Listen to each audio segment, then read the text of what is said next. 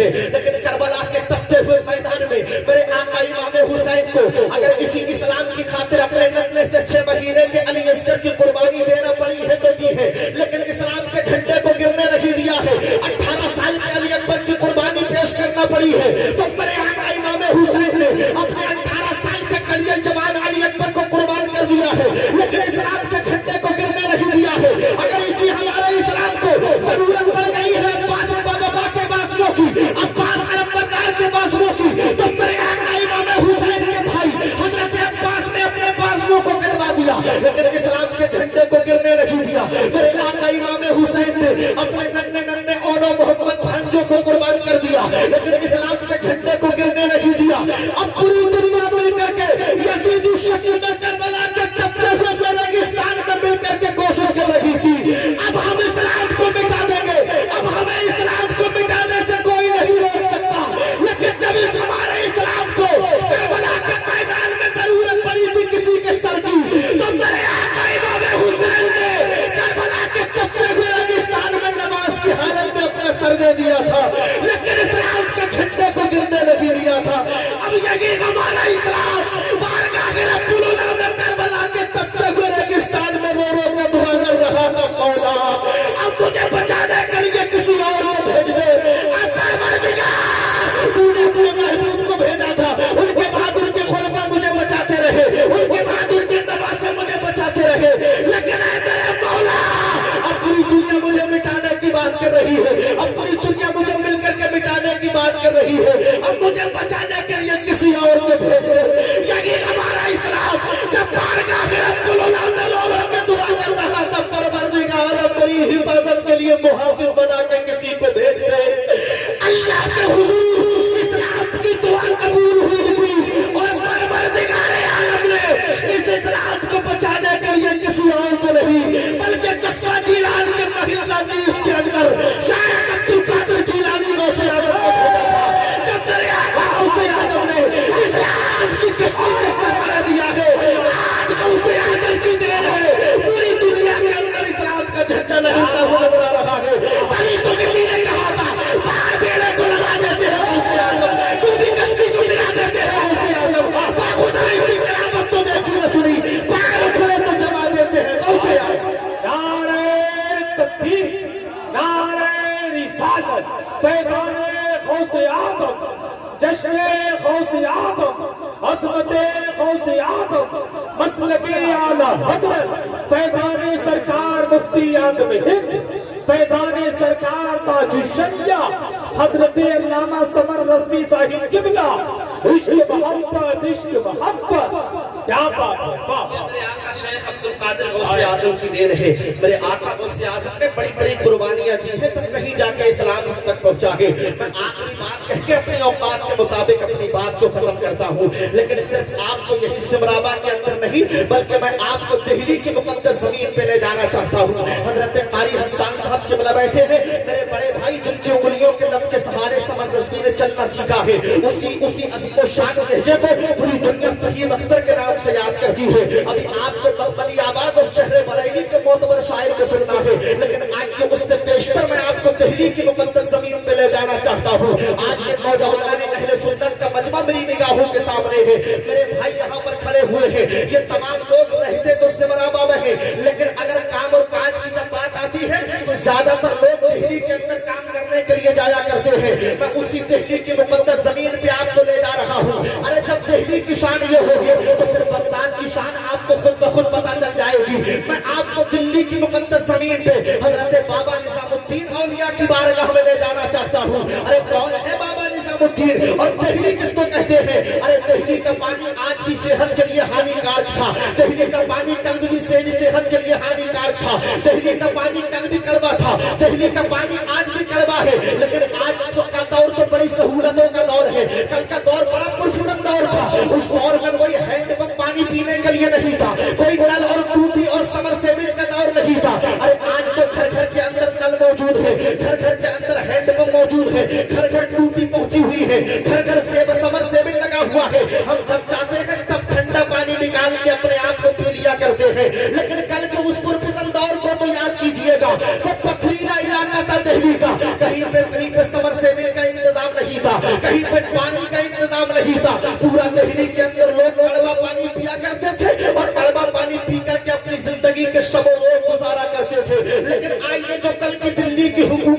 उस हुकूमत का ये कहना था कि दिल्ली की जो मेन जगहें हैं, दिल्ली की जो बड़ी बड़ी जगहें हैं, दिल्ली की जो खास खास जगहें हैं, उन बड़ी बड़ी खास खास जगहों पर मेन जगहों पर मिट्टी के बड़े बड़े बर्तनों में हुकूमत के नुमाइंदे मीठा पानी भर करके रखा करते थे। और मीठा पानी जब उसमें भर दिया जाता था तो जिस जगह के करीब जो रहता था वो अपने घर पे मीठा पानी उस मिट्टी के बड़े बर्तन से ले जाता था, खुद भी मीठा पानी पीता था, अपने बच्चों को भी मीठा पानी पिलाया करता था। लेकिन दिल्ली के अंदर बड़ी खास खास जगहों में एक खास जगह वो भी थी जिसको पूरी दुनिया बाबा निजामुद्दीन की खानकाह के नाम से याद किया करती थी। उसी खानकाह पे हुकूमत के नुमाइंदे एक बड़े मिट्टी के बर्तन में पानी भर करके रखा करते थे और जो खानकाह के करीब में लोग रहते थे वो वहां पर आते थे, मिट्टी के बड़े बर्तन से मीठा पानी लेकर के जाया करते थे और अपने आप भी शराब होते थे, अपने बच्चों को भी शराब किया करते थे। लेकिन आज के सुनते चले जाइएगा,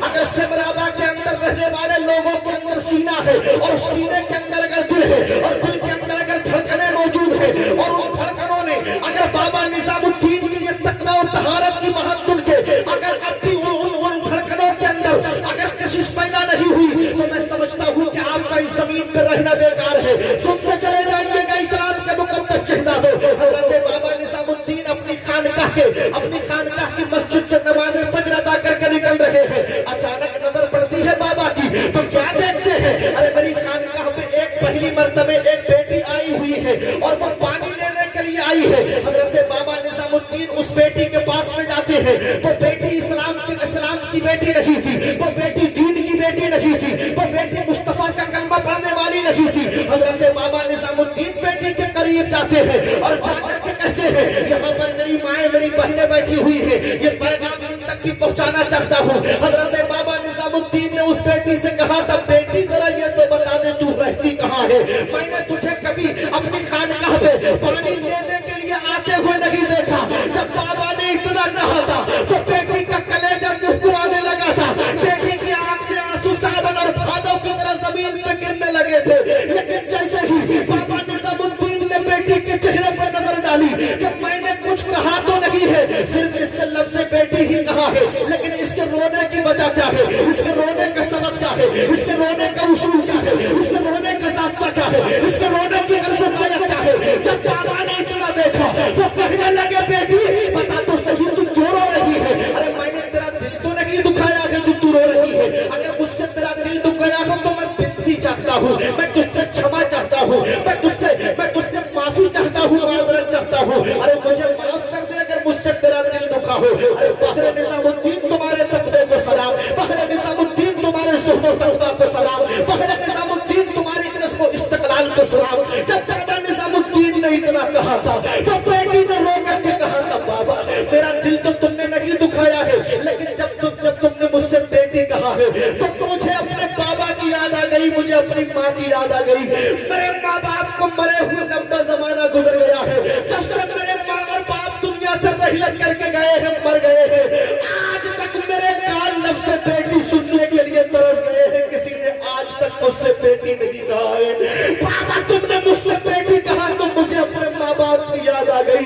इतना सुना बाबा निजामुद्दीन ने और सुन करके कहते हैं, बेटी तुम रहती कहाँ हो, तुम्हारा मकान कहाँ है, उसका पता तो बता दो। तो बेटी कहती है, बाबा तुम्हारी खानकाह से 10 घर के बाद में 11वां जो घर है वो मेरा ही पड़ता है। बाबा निजामुद्दीन ने कहा, बेटी मैंने तुझे कभी पानी लेने आते हुए नहीं देखा, तू क्या कड़वा पानी पी करके अपनी जिंदगी गुजारती है।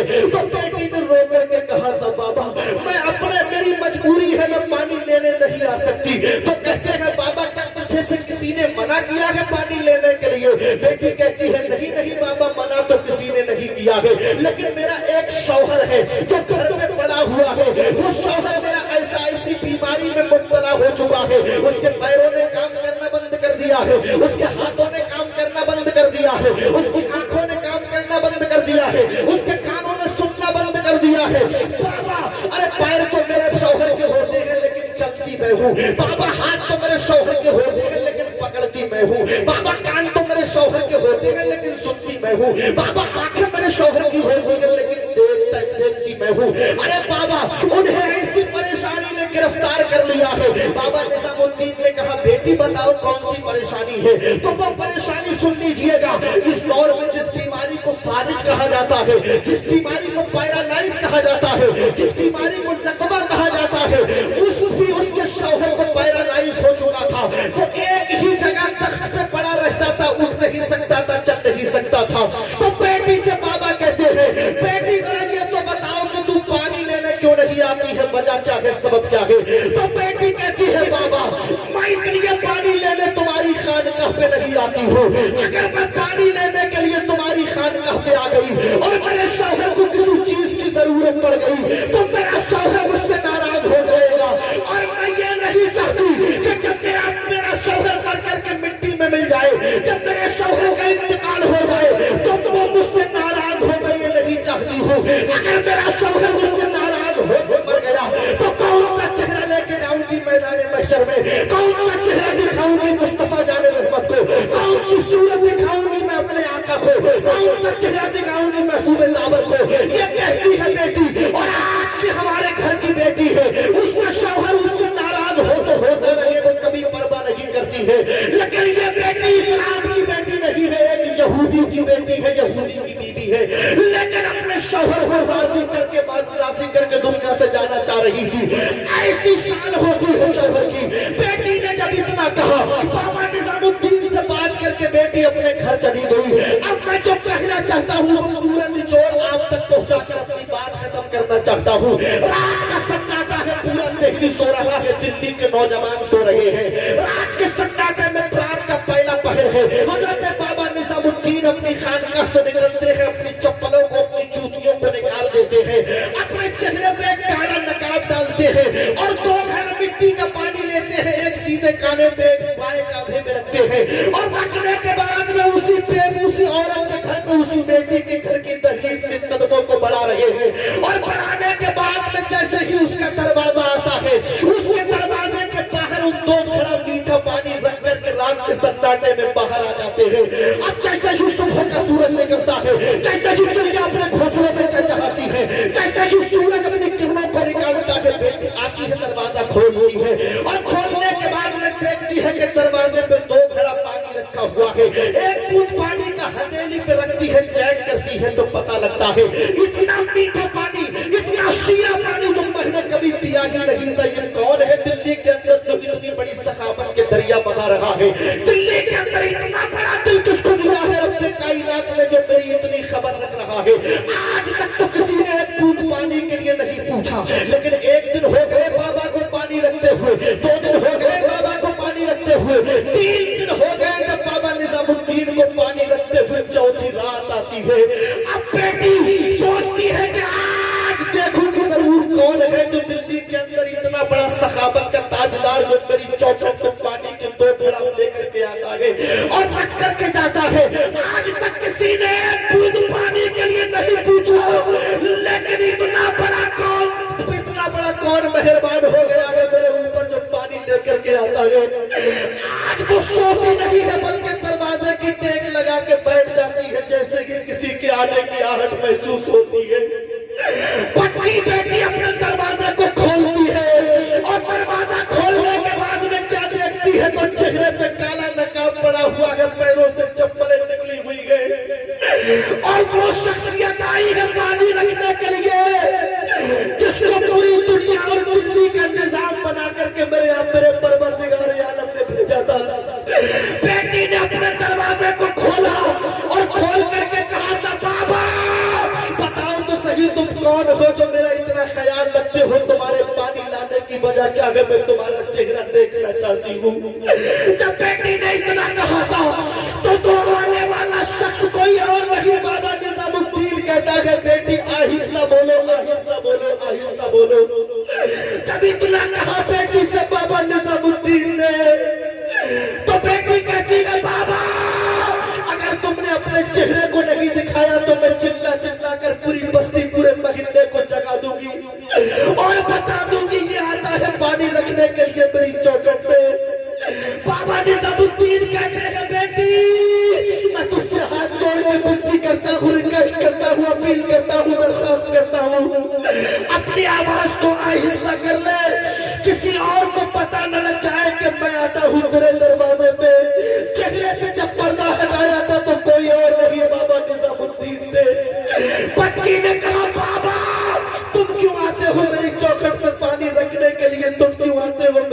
इसमें पानी के मिट्टी के 2 बर्तन लेकर के।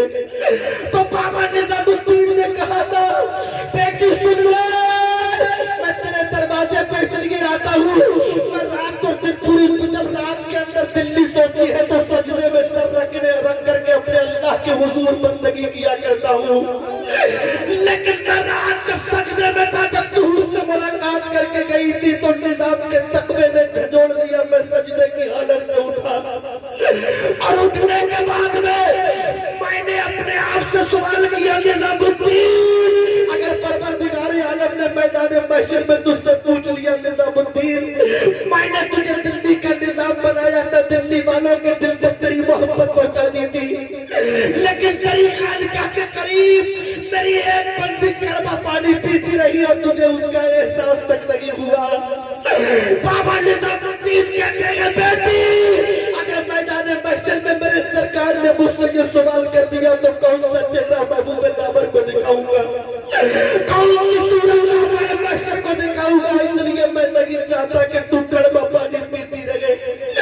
मेरे पास में नेकियां तो बहुत है जो मेरे गुलाम जानते हैं, बड़े मुरीद जानते हैं, लेकिन निजामुद्दीन अपनी जिंदगी में एक ऐसी नेकी करना चाहता है जो सिर्फ निजामुद्दीन जाने और उसका परवरदिगार जाने। अरे आज मैं उन लोगों के काल पे तमाचा रसीद करना चाहता हूँ, उनके ऐसे नालायक, गद्दार, बदकार, निकम्मे और कमीने लोगों के काल पे तमाचा रसीद करके उन तक ये पैगाम पहुंचाना चाहता हूँ।